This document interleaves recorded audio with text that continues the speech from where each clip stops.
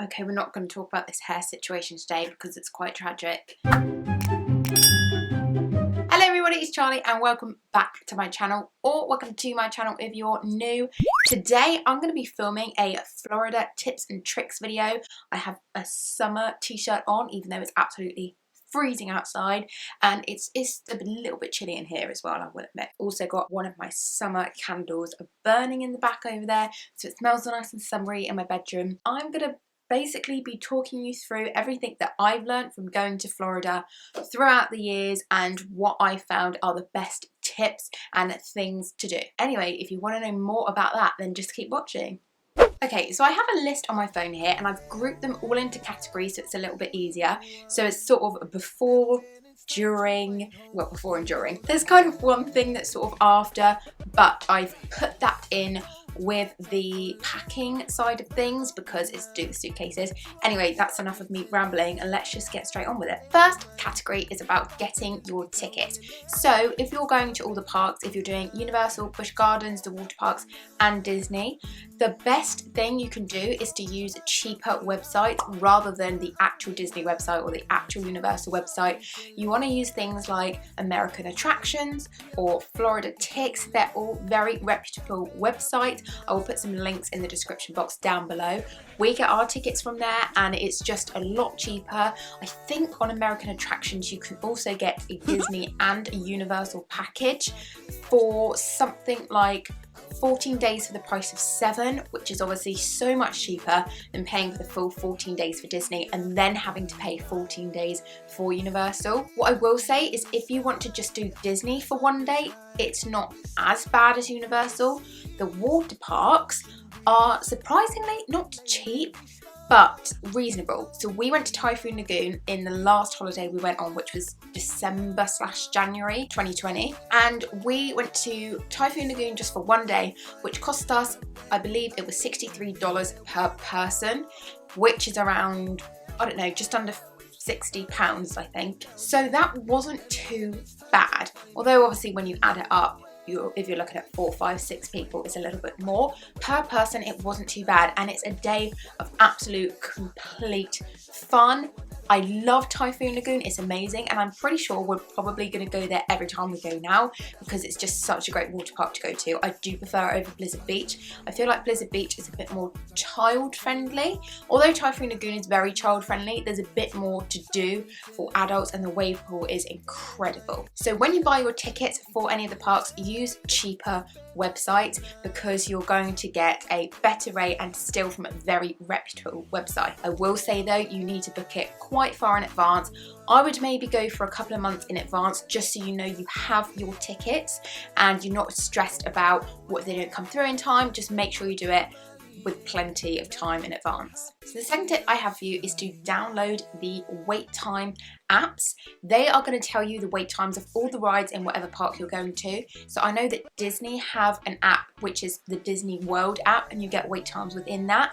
I believe you can probably also download a Disney wait times app as well, and I know that Universal definitely do this. I do have that on my phone and it's just very handy to check a couple of weeks before you go. You can have a look every day and see which days you're going to be waiting the least. They're still probably going to be very hefty wait times, especially if you're going in school holidays, but you can sort of plan your trip around when is generally more quieter days so that you sort of have an idea of when it's best to go. It's also so handy for when you're actually in the park because instead of going to the ride and finding it and then looking at the wait times, you can just have a look on the app and know, okay, if we want to go on the Hulk in 20 minutes, that is going to be a 50-minute wait, for example. It's just very handy to have. You've always got it with you. You do need Wi-Fi or data to make it work, but in all of the parks, I think all of the parks anyway, Disney definitely because you get the Disney Wi-Fi,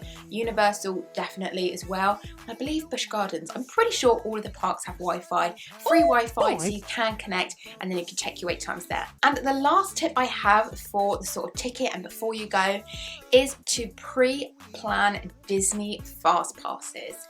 So on the Disney World app, With your ticket, if you get the 14-day package or 7-day package, if you basically get a Disney ticket that's kind of multiple day, then you can get fast passes with it. They're included in the price of the ticket. You have to pre-book the fast passes, and you can do this up to 30 days in advance, I believe. So if you know what days you want to go to Disney parks, then pre-plan your fast passes, because they go very, very quickly, especially rides like the Toy Story stuff or Tower of Terror. And for some reason I feel like Hollywood Studios is always just the busiest park. I don't know why. If you know, say a week or 2 weeks before you go, that you want to go to Magic Kingdom on this day, then you can go ahead and book your fast passes. I think you're allowed up to 3. That's definitely a good thing to do, is a couple of weeks before you go, if you know what days you're going to Disney, use those Disney fast passes and book your attractions. Okay, we're moving on to packing tips now. So I would say my first packing tip would be to take a bum bag with you to all of the parks.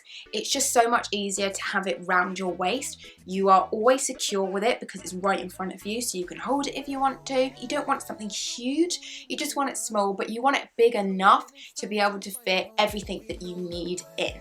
So that would be my number 1 tip, is packing a bum bag to take with you to the parks. Tip number 2 for packing stuff is, if you're staying in a hotel, take your own washing tablet, because hotels normally provide a washing machine. Sometimes you have to pay for them, but the washing tablet or washing liquid they give you isn't always the nicest. It can make your clothes very itchy. It's just cheap stuff. So if you take your own washing tablets, then you'll know it's going to be fine for your skin. It's going to smell nice. Obviously, if you're staying in a villa, it will come with washing tablets. Maybe, some don't.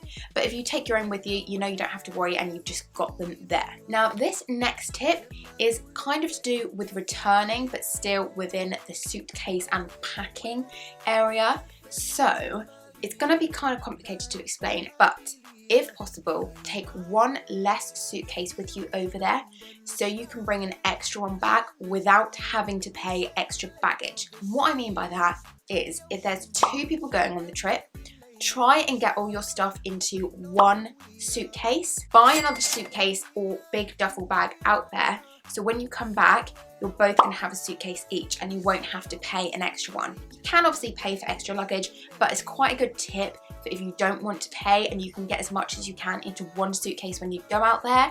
When you come back, you won't have to pay for an extra suitcase, because there'll only be 1 per person, if that makes sense. And this kind of ties in with the next tip, which is to keep the packing to an absolute minimal. If you're going to Florida, the chances are you're going to buy a lot when you're out there, and this can include clothes, shoes, especially things like shampoo and shower gel and razors. It's probably just no point taking any of that stuff, because you can get it so cheap in pharmacies like CVS or Walmart or Walgreens or anything like that. You can pick it up out there, and you can get like travel bottles out there as well, so you only need it for the 2 weeks and then just throw it away when you're done. But keep your packing to an absolute minimal when you go out. Okay, so my next category is getting around while you're out there. If you are staying in a Disney hotel, you get free Disney transport to and from the parks. So they are going to pick you up from your hotel and take you to whatever Disney park you want. And then you also get free buses from each Disney park. They're running all day long. You just hop on the bus. It will say on the bus which park it's going to. So you hop on the bus and it will take you there, absolutely free of charge. You can also use that service if you're not staying in a Disney hotel. So if you get your own transport to a Disney park and then you want to change your Disney park, you can then get a free bus to a different Disney park, and that will also save you paying for parking twice in one day sort of thing. So if you drive to somewhere like Epcot and then you want to get from Epcot to Hollywood Studios, you can get a free Disney bus, leave your car at Epcot, just make sure at the end of the day you go back to Epcot to get your car. I love that they offer it for free. It's really good, really useful, and like I say, it saves on the parking. So the next few tips I have is for if you don't have your own transport out there, how you can go about that. So my first tip would be Uber. It's so cheap out there. It works exactly the same as it does in England. You just put in where you want to go and click pay now, and it will tell you how far away your driver is. You get in the car and the driver says, so I'm taking you wherever, yeah, and he'll drive you there. When we last went out there, we had to get an Uber because my dad does all the driving, but on the first day he was playing golf, so he had the car. So we decided to get an Uber from where we were. We wanted to go shopping, and when we actually got to our destination, I then got an email from Uber saying that the driver was able to take a shorter route and they're refunding me the amount that I would have paid had that shorter route have come up. Does that make any sense? So basically, the route it showed me was going to be, say, $15, but the route he was able to take would have only cost me like $14.50, so then they refunded me the 50 cents. It's not a lot of money, but it was still a really good service that they provide. Is that because the driver was able to take a shorter route, they will then refund you that chunk of the money. Uber is the way to go. Do not even think about getting a taxi because they are so expensive. In every country they're expensive, and this is quite a good way to get to Disney as well if you don't have a car, and then you can use the Disney free shuttle service. Okay, so the next one is also if you're not driving out there and you're staying on iDrive or you're going to iDrive a lot, buy an iTrolley. I was going to say iHop, but it's iTrolley 2-week pass. I can't remember exactly how much it is. It's not very much at all. Maybe $30. Could probably actually even be less than that. I can't remember how much I paid when I went a few years ago with my friend. Every iTrolley ride is $1, no matter how far you're going. If you want to do 5 trips in a day, that's $5.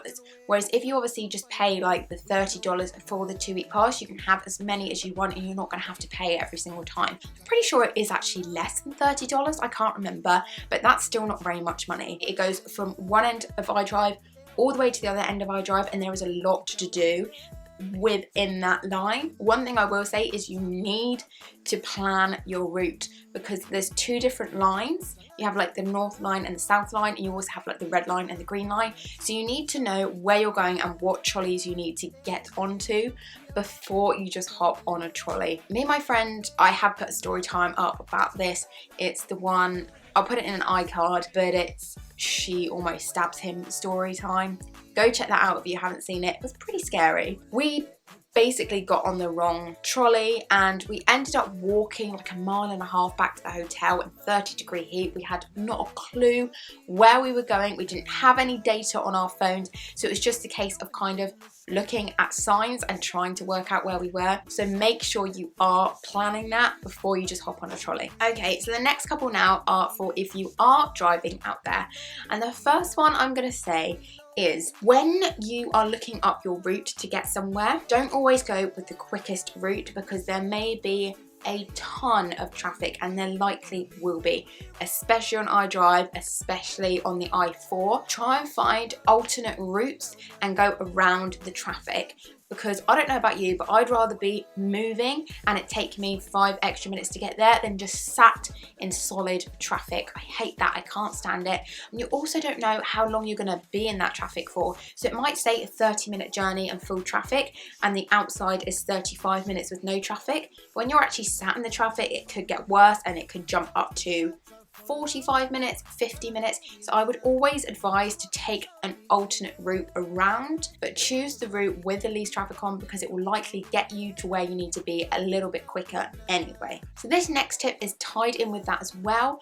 When you're going about choosing your routes, as long as you are in Wi-Fi when you click go on the little map, regardless of whether you come out of Wi-Fi and you don't have data, it's not going to use up your data. It's just going to run off the Wi-Fi that it already had. So because it's already done that route and it's already shown that route within Wi-Fi, your GPS is going to then mark it out. Obviously, if you go off route and it needs to reroute, it's not going to be able to do that because it will need Wi-Fi or data. But if you are in the villa or in the hotel and you click go, then you come out of Wi-Fi, your route on the map is still going to be the same. So you just follow it and it will just GPS you from there. You don't need to worry about not having Wi-Fi or not having data while you're driving, as long as you were in a Wi-Fi area when you clicked go. Okay, so that's everything for the sort of travel side of things and how to get around out there.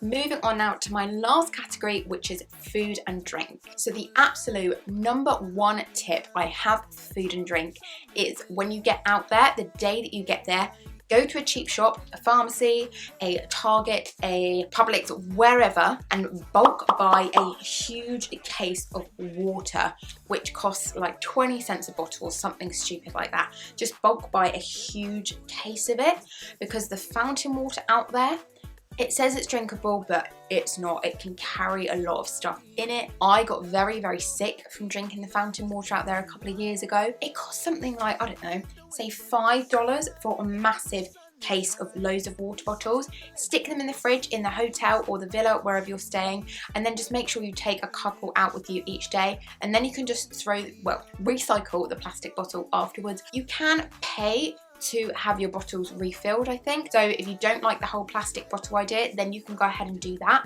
But my tip would be to bulk buy a huge case of water bottles and then take a couple out with you each day. The next tip I would say is when you're going out to buy the bulk water, also buy a load of snacks to keep in the villa, and then you can actually take them out in the day with you. You can just take a chocolate bar, a packet of crisps or something. Most parks will allow you to have snacky food.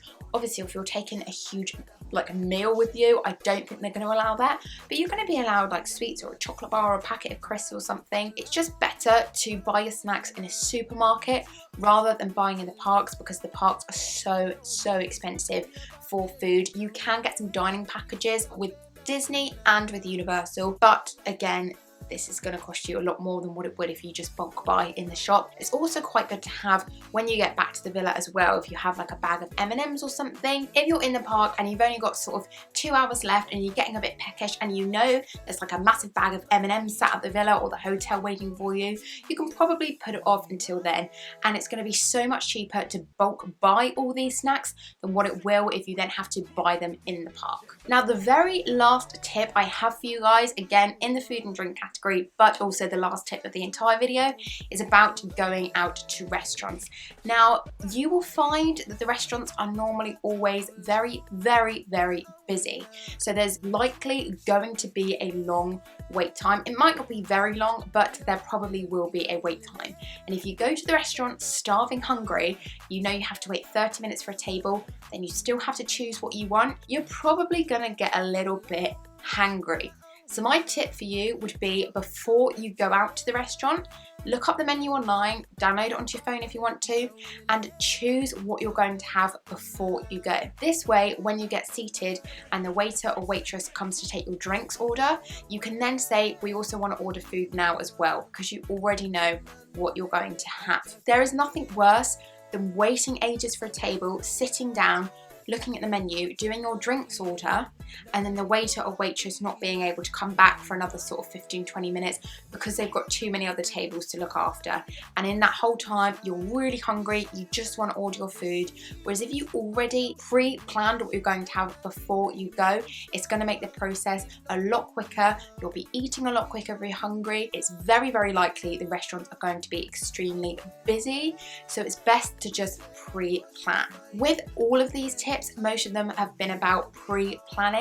That's the best way to go about your holiday, to sort of pre-plan everything. You can do spontaneous stuff, obviously, but I've always found it works better and easier if you're pre-planning a lot of the stuff. Anyway, I really hope you guys enjoyed this video today. I want to shout out to my best friend Gemma Baxter. She gave me this content idea. I've really loved filming it. I loved sharing my tips with you guys. Gemma, if you're watching, thank you. I'd love to do some more videos like this for you. So if you have an idea of what you want, I can do some general travel tips. I can do a packing video. Anything you guys want to see, just pop it in the comment box below and I will make sure that I do that and upload it for you. I really hope you guys enjoyed this video today. If you did, please give it a thumbs up. Click that subscribe button down below. Go and check out Poltergeist on Amazon Prime. Link will be in the description below. That's a film that I did last year, and I will see you all in my next video. Bye guys.